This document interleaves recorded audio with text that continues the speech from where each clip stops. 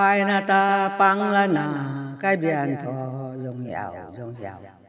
cuốn rồi sau bụng nè ngom đàn nó bụng thiam vào trên na bôi giống nhau là quái trên na bôi cho giống ta đi cho giống nhau cái na ta băng là na cái biển thọ giống nhau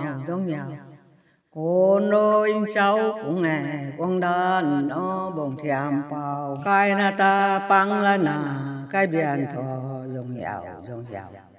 cuốn rồi sau bụng nè ngom đàn nó bụng thiam vào trên na bôi giống nhau là quái trên na bôi cho giống ta đi cho giống nhau cái na ta băng là na cái biển thọ giống nhau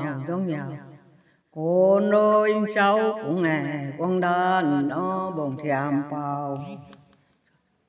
cái na ta băng là na cái biển thọ dùng dòng